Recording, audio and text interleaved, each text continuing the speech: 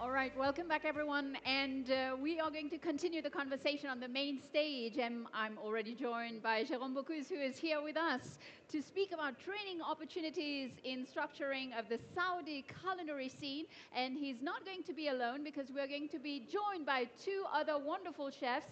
Please join me in welcoming Daniele Chiari and Yasser Jad. Please, some applause. Come on.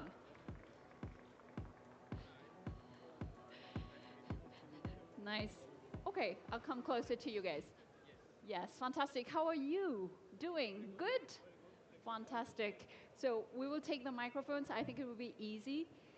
So I love the title of this discussion where we're speaking about training, really, it's training, but training in general. This is a main topic, not just in the culinary scene, but in all industries.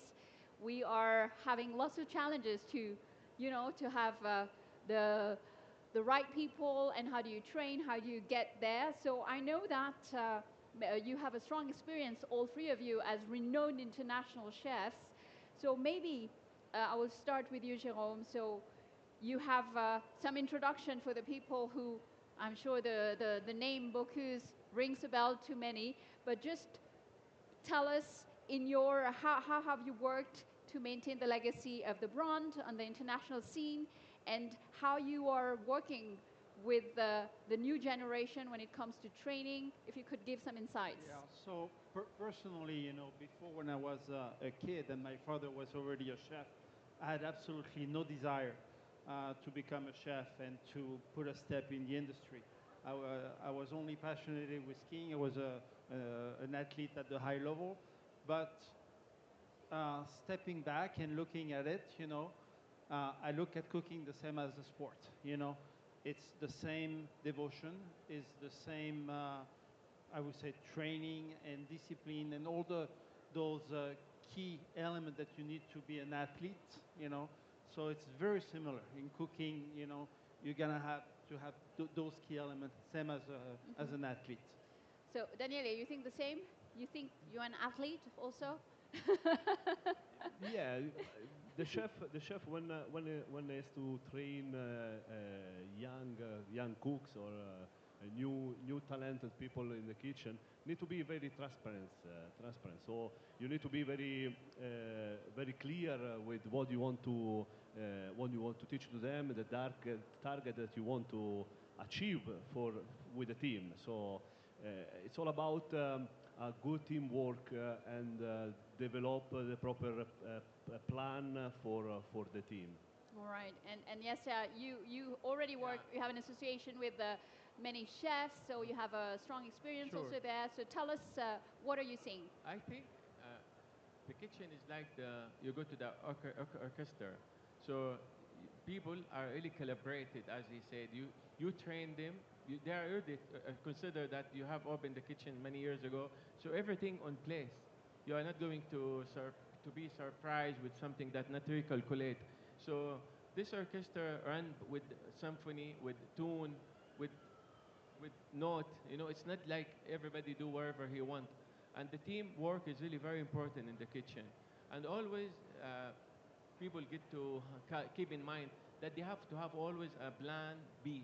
In case if something didn't work, very quickly you can turn to another choice, another plan in order to maintain the theme of the harmony of the team and not to lose people, because the worst scenario if you keep losing people in the kitchen, it never work properly.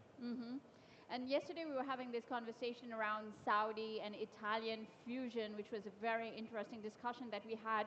And Daniele, I know that you have this approach of blending Mediterranean, Asian cuisines.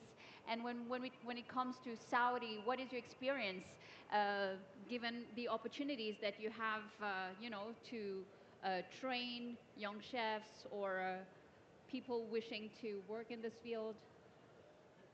When you approach a new cuisine and when you enter a new country, the first trainer is your team. So the first step I did, I immersed myself inside the Saudi cuisine deeply and learn their own culture.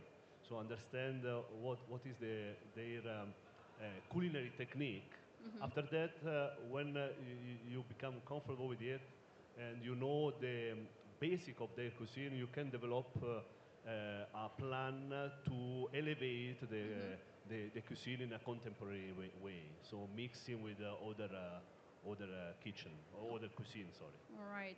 And maybe, Jérôme, on French gastronomy. So, what would you say are the key challenges representing French gastronomy when you are in a landscape that is quite different? Well, obviously, sourcing a supply, is going to be a big challenge. If you have to import products, going through different sanitation process is not always easy. Cost is obviously a big challenge, bringing, and if you want to be sustainable, this is probably not the best way. So yes, those are challenges. There are way around it. Like you can probably find a chicken in that region. Maybe it's not going to be exactly the same chicken that we work with, but I'm sure with the proper technique, you may not have the exact same result, but you could be pretty close. So that's one example. Yeah. And yes, yeah, yesterday we Yeah. were also. Always the challenge is there in the kitchen. Sometime in every piece of meat you cook, there's a challenge. In every portion, there's a big challenge.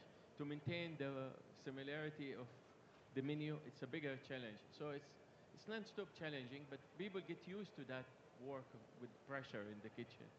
So that's why if the kitchen not performing full load, you find the people are lazy and curious.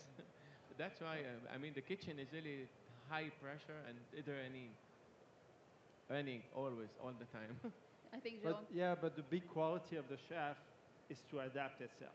If a chef goes to the market and I don't know the ocean, didn't the fish didn't come forward, you're gonna have to adapt yourself. And so if you're in a country like here, well, adapt with the product. Is also a great quality of a chef. And it's smart, right? Yes.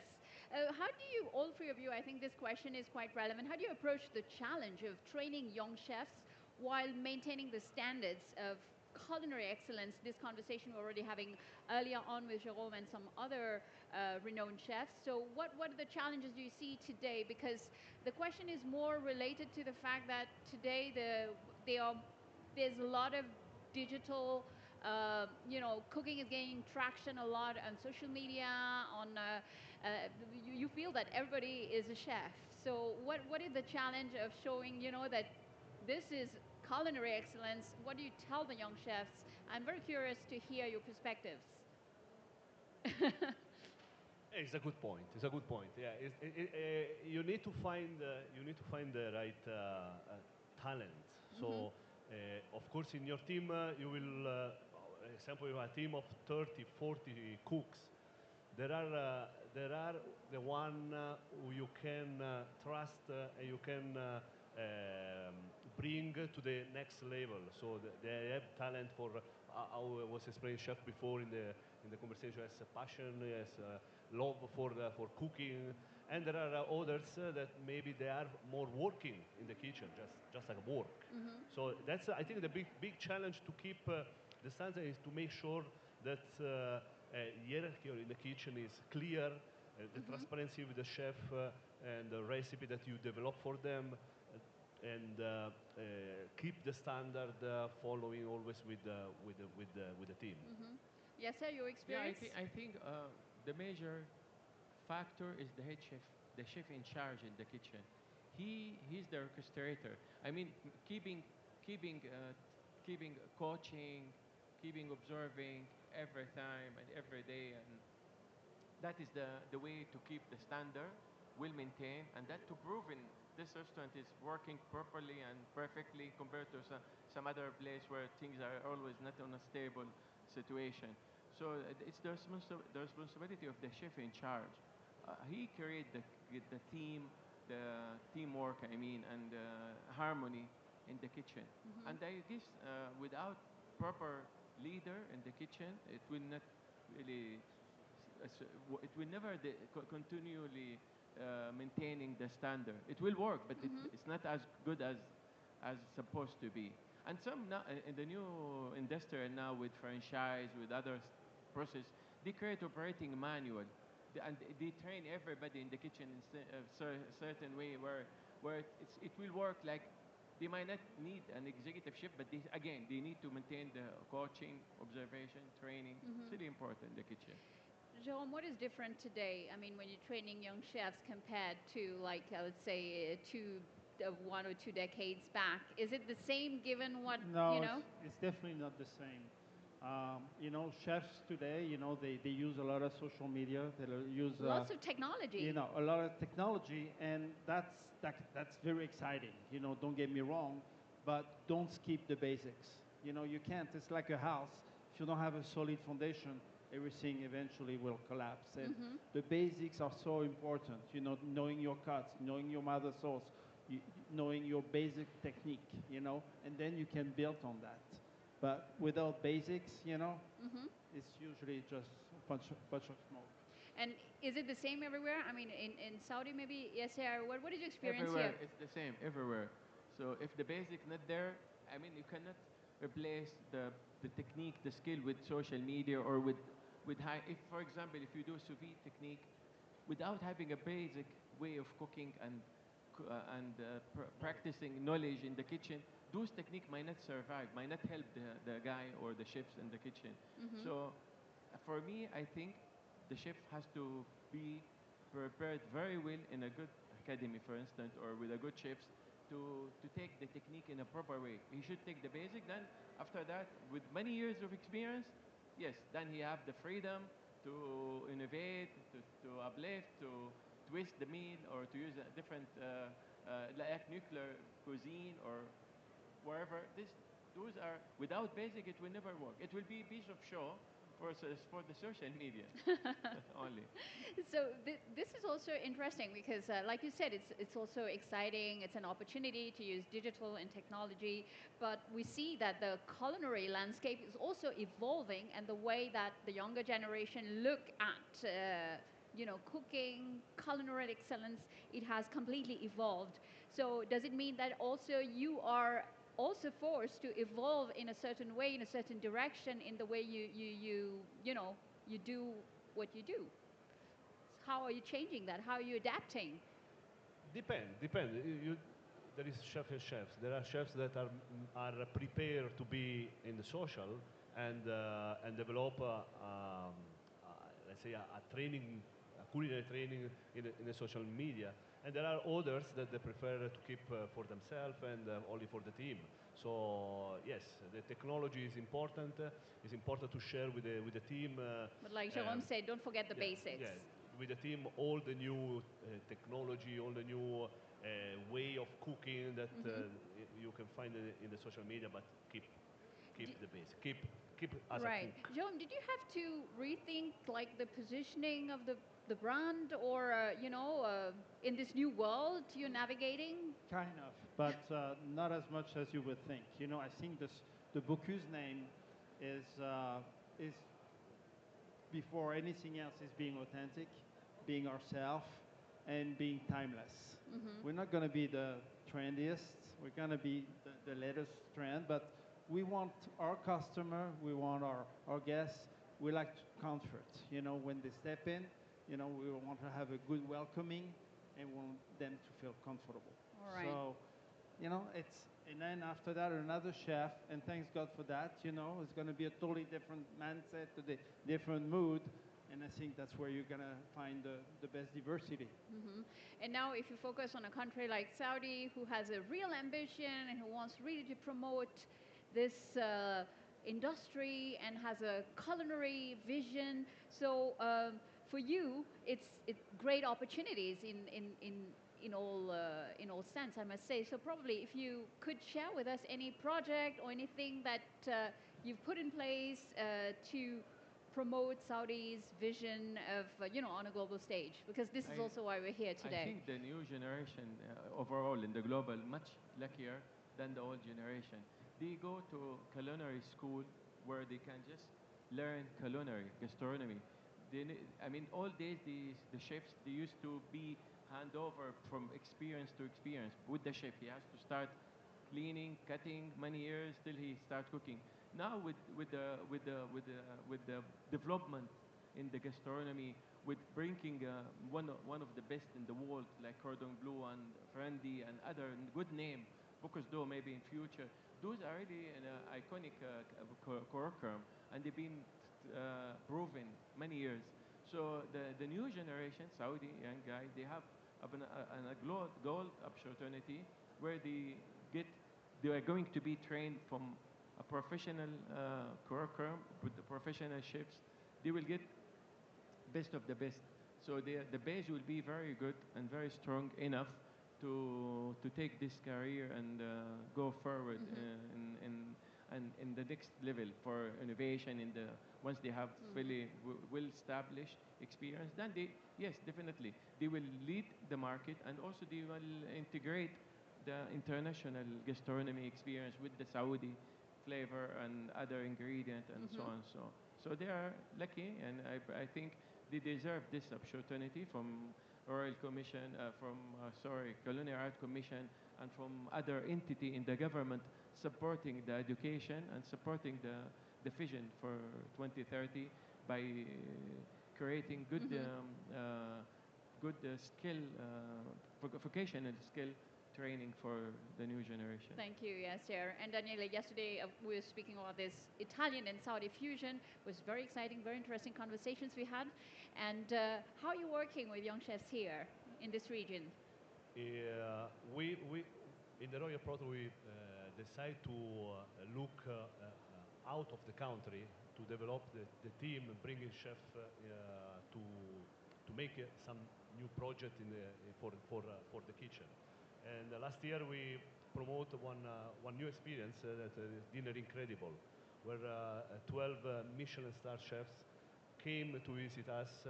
We introduced them the Saudi culture, and we had two beautiful events with a twist of international cuisine and Saudi. So we had a chef from Brazil, from France, from Italy, from Japan. We had Bruno Menard from France. He was with us. Manuela Bufara, the best Latin chef in 2022.